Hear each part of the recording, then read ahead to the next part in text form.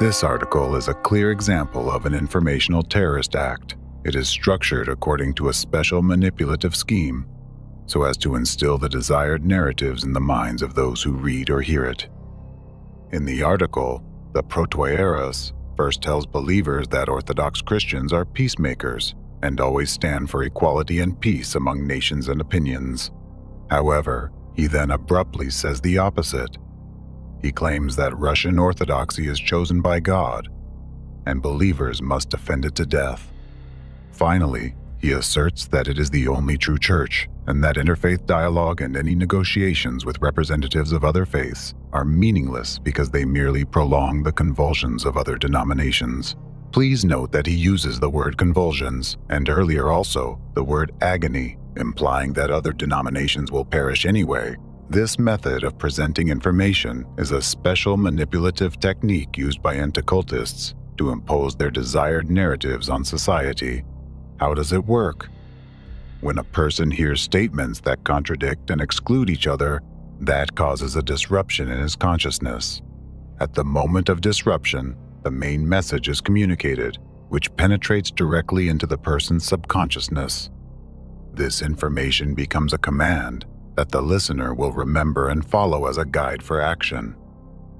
In case of the aforesaid appeal, the command that a person will remember is the protoieros' final message, that dialogue and any negotiations with dissenters are meaningless because they are already having convulsions and doomed to death. Manipulating people's minds in this way, anti-cultists can instill any narrative they want and make them do anything they want. Just like the Nazis, anti-cult organizations use the rhetoric of chosenness and superiority of some people over others. For example, Ratzer's representatives claim that believers in Russian Orthodox Christianity are chosen by God. We believe in the one holy apostolic church, which is the same church that Christ himself founded. It is the only church that has fully preserved Christian life, Christian tradition, and Christian teaching.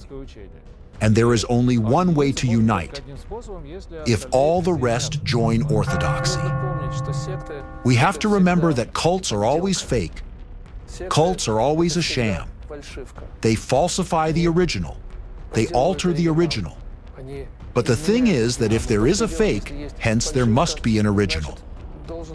All of us should remember that there is the original and how we should study it. They impose an idea of their own infallibility and manipulate a notion that cults are dangerous. However, according to official statistics, representatives of the so-called cults rarely even commit administrative offenses. Meanwhile, it is not publicly mentioned that 76% of prisoners in Russia who serve time in jail for severe crimes and felonies are Orthodox Christians. Not only do anti-cultists exalt orthodoxy and call for the eradication of dissent, but they also wage a full-scale war against a global religion, against Islam. This is happening despite the official stance of the Orthodox Church in Russia, which is peaceful towards Islam. In the case of Russia, inciting intolerance towards Muslims is particularly dangerous for the country and destabilizes society because more than 20 million Muslims live there. At a time when true representatives of Orthodox Christianity, on the contrary, try to smooth over disagreements and to find reconciliation, anti-cultists methodically, deliberately, and cynically stir up hatred among millions of people in the country. Like the Nazis in their time, anti-cultists systematically convince people that they have the right to stigmatize and then destroy dissenters. After such sermons and lectures, a believer leaves with an instilled sense of superiority and his own righteousness.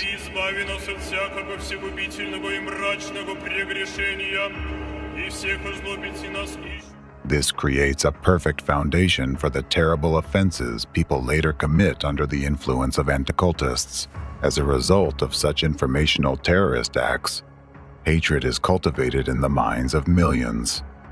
This hatred pushes them first to approve of, and then to commit acts of terrorism and genocide, You will lose everything. This is not your country. You are demons. There will be an Orthodox church here, and we don't need either mosques or synagogues here. On the one hand, anti-cultists incite Orthodox Christian believers to be intolerant and hateful towards Muslims, while on the other hand, they increasingly oppress Muslims, allowing themselves to insult their faith. All of this generates tension in society, which the anti-cultists need, tension that builds up to the point where a single spark is enough to ignite a conflict between Orthodox Christians and Muslims. This spark turned out to be the physical terrorist attack at Crocus City Hall.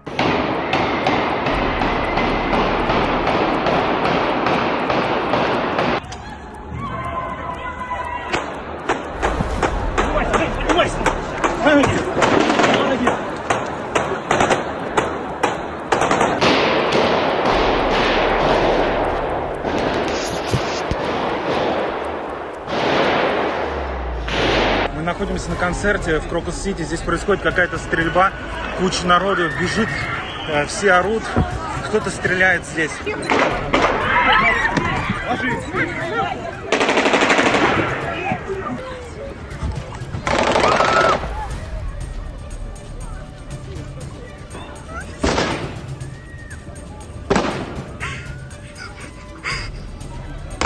Какие-то люди стреляют.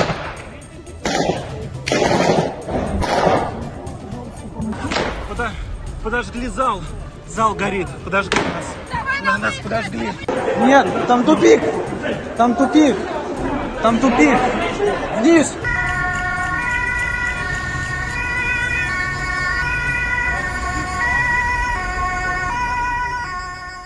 Yes, physical acts of terrorism are another terrifying tool of anti-cultism for enslaving the consciousness of society. Anti-cultists orchestrate physical terrorist acts to ensure their own total domination in the country and to gain full control over top leaders. The recent horrific terrorist act in Russia is an example of that. The bleeding wound. 145 people died and more than 550 injured. The investigation must be carried out in a highly professional and objective manner, without any political bias. We know that the crime was committed by the hands of radical Islamists. All the detainees were citizens of Tajikistan, or ethnic Tajiks. Since these people are Muslims, it can be said that an undeclared war against Islam has begun. Tough raids on migrants started in Russia. Riot police knock down doors and take bunches of workers to police stations. Several more Tajiks have been arrested during investigation of the terrorist attack case.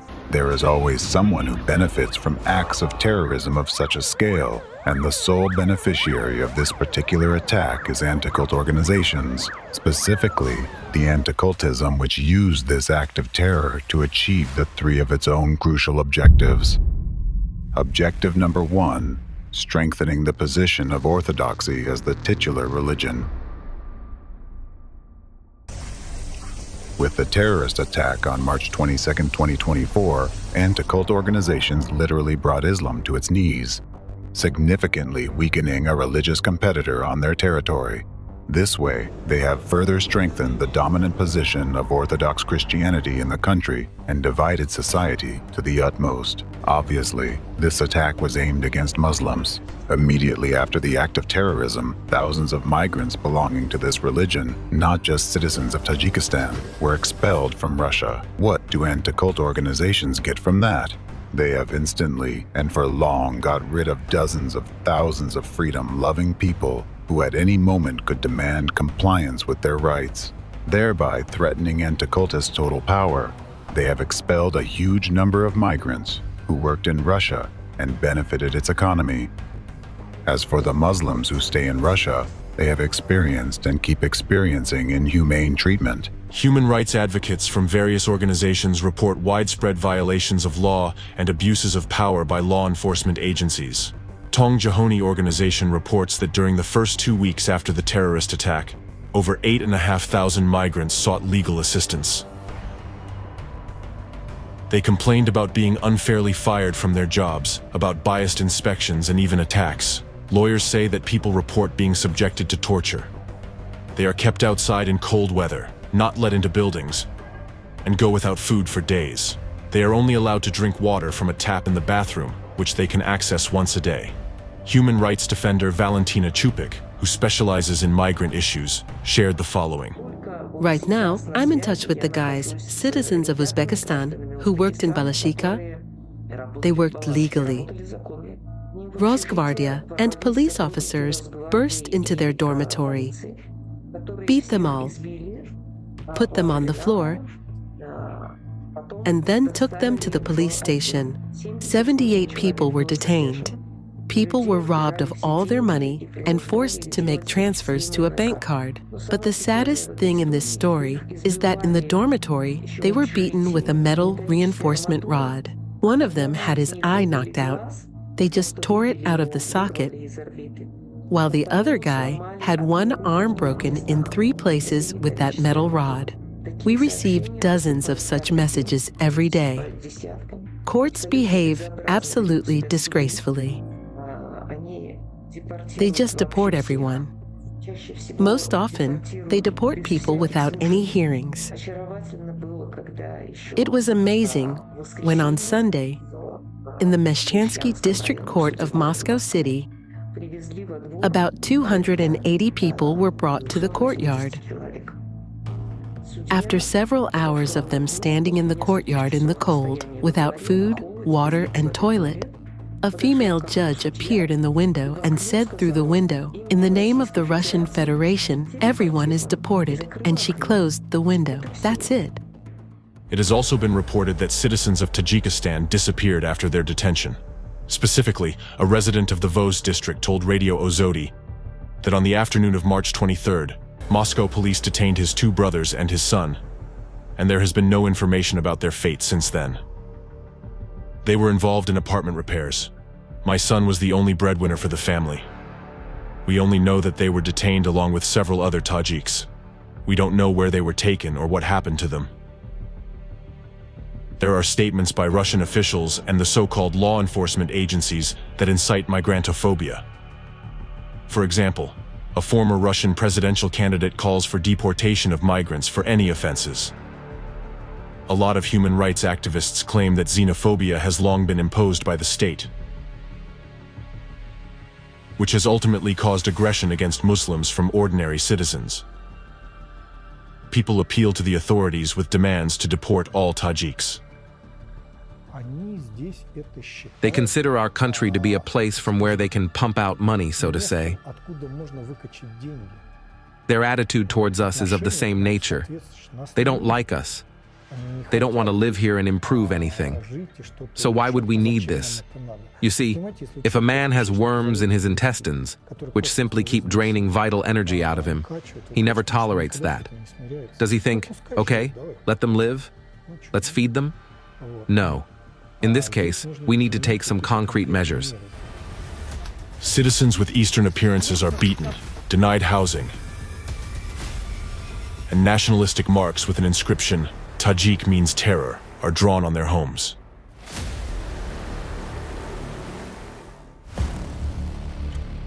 Persecution of Muslims involves the same methods as the Nazis used when persecuting Jews.